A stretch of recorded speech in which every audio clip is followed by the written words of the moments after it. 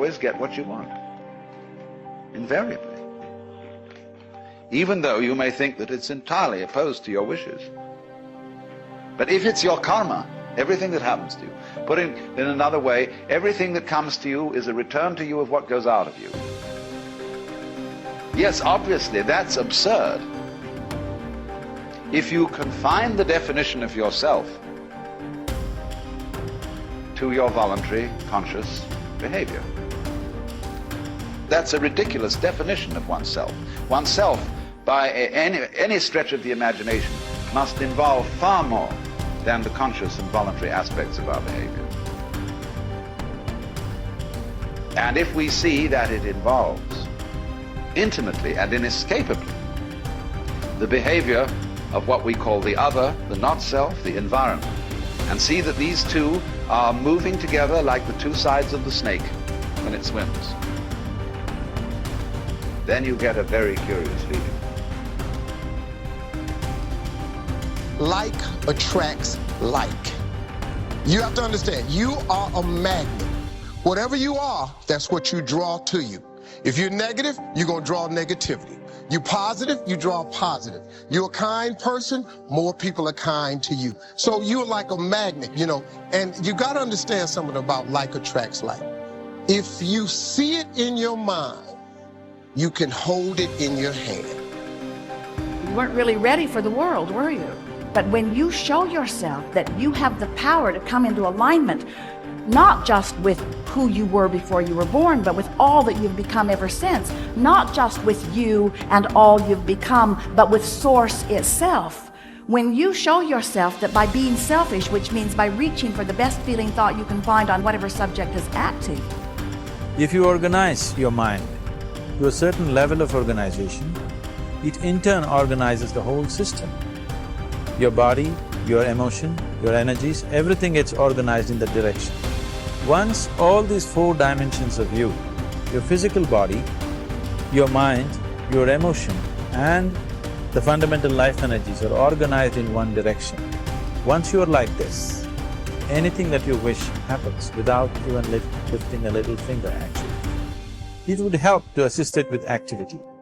When you decide that you're going to take control of your relationship to who you really are, when you decide that you're going to tend to this gap between you, wherever you are on whatever subject you're experiencing, and who you really are and what you know about the same, now life is going to take a new form and shape for you. You're going to feel exhilarated. You're going to feel satisfaction. Those who are watching you will see you as someone who seems to create tremendously with ease. But even without doing any activity, you can still manifest what you want if you organize these four dimensions in one direction and keep it unwavering in that direction for a certain period of time. Right now the problem with your mind is, every moment it is changing its direction. It is like you want to travel somewhere, and every 2 steps if you keep changing your direction, the question of you reaching the destination is very remote unless it happens by chance.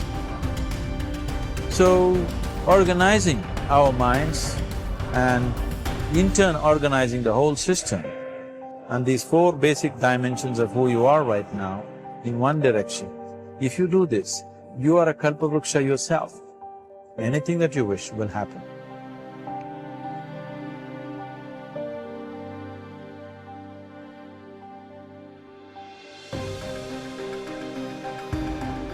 Everyone that I know who is able to get things into their life practices this. I call it the 4 reallys, all right? So that what you really, really, really, really want, you will get. And these 4 reallys each of them stands for something. And if you look at people who are good at, some people call them lucky, some people call them highly spiritual, whatever it might be, but they are good at getting what they want in their lives. And here are the 4 reallys. The first one says, I wish. So what you really wish for, everything that you'd like to get into your life starts with a wish. It's a thought.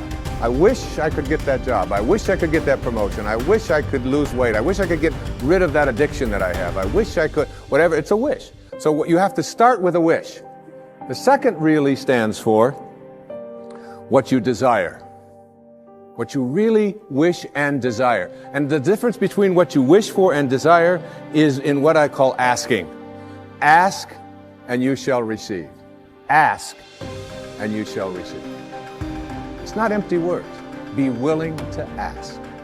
When I get stuck sometimes writing and I'm just not quite sure where to go or whatever, I just leave the typewriter, or I leave the yellow pad that I'm writing on, I walk over to the couch and I get into a meditation and I say, I would like some help in having this become clearer as to how to express it.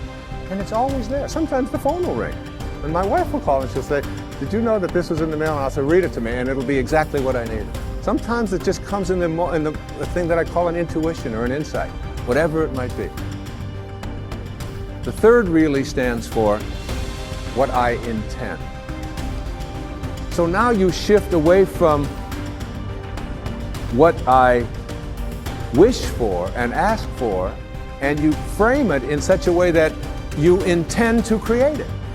I intend to create this, whatever it might be, whether it's a healing, whether it's a losing of weight, whether it's getting rid of an addiction, whether it's creating prosperity. I intend to create it. And if you notice people who are good at manifesting, they don't mince those kinds of words. I will do it. And someone will say, well, what if it doesn't work out? You say, well, then I'll just learn whatever I have to learn from it not working out. But I intend to create this in my life. There's an intention, and the intention is so powerful that you become independent of the good opinion of other people. You're not checking it out with the tribe. You're not checking it out with what everybody else out there said you should do or shouldn't do. You're saying to yourself, I intend to create it. And I often tell people, don't tell anybody else about what you want to manifest.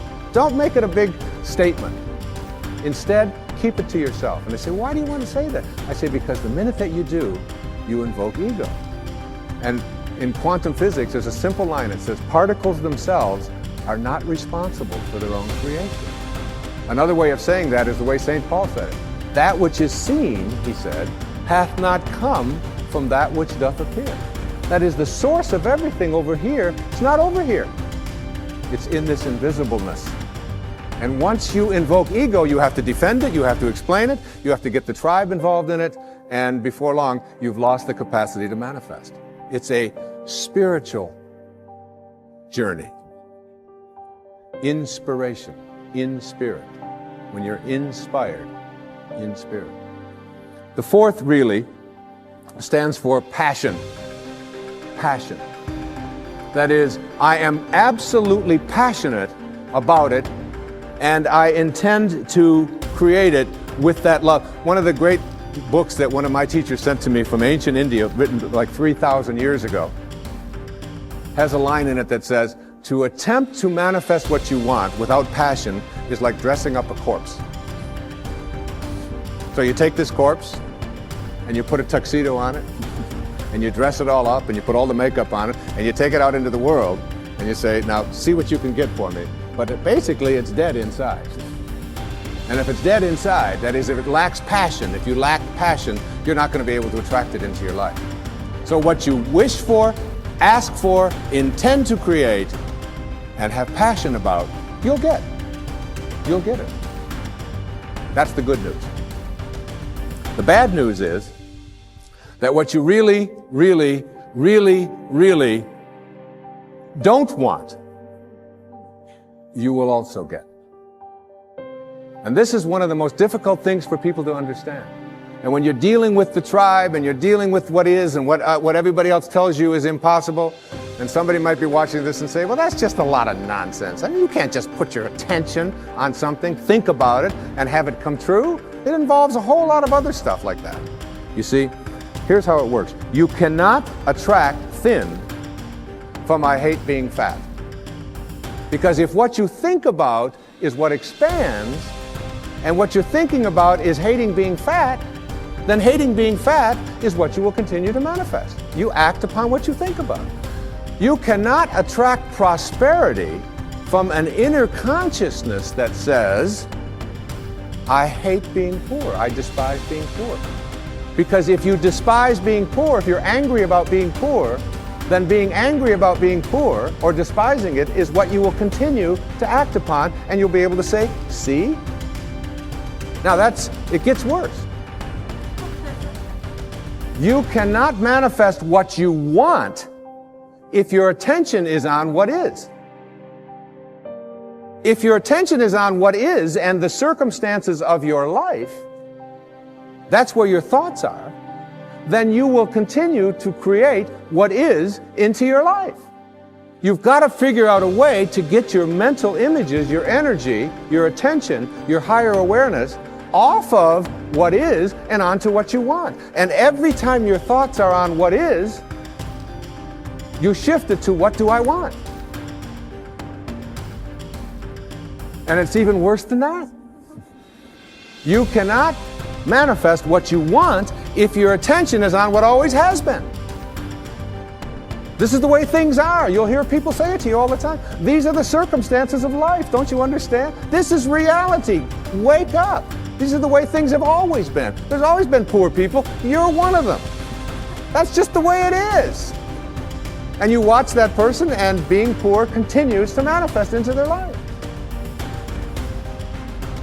See, if you're postponing something,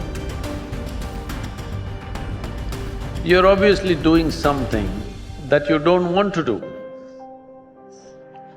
If there is something that you really want to do, will you postpone it or prepone it? Hello? Do you see somebody is waiting for someone they badly want to see? Only 10 minutes. In the 10 minutes, they will look at the watch 25 times. Why? They want to prepone it. You're doing something that you don't want to do, so you want to postpone it. I'm asking, why the hell are you doing something that you don't want to do? No, because if I do this, I will get that, I will get that. That's not the point. There's nothing to get in this life. There's really nothing to get in this life. Either you lived this life in a profound and intense manner, or you did not. What will you get in the end? Huh? If somebody dies in the agricultural college, do they bury them or fire them? How is it? What's the tradition? Burying is good for agriculture because human beings make good manure. So in the end, what will happen to you and me? They will either bury us or burn us. That's all will happen in the end. You think something else, they'll give you a prize? Nothing will happen in the end. Only thing is the process of life. How wonderfully did you live? That's all there is. So if you are doing something really wonderful, do you want to prepone it or postpone it? Huh? Prepone only.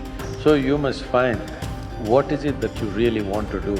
If you find that one thing, you will always prepone everything, not postpone.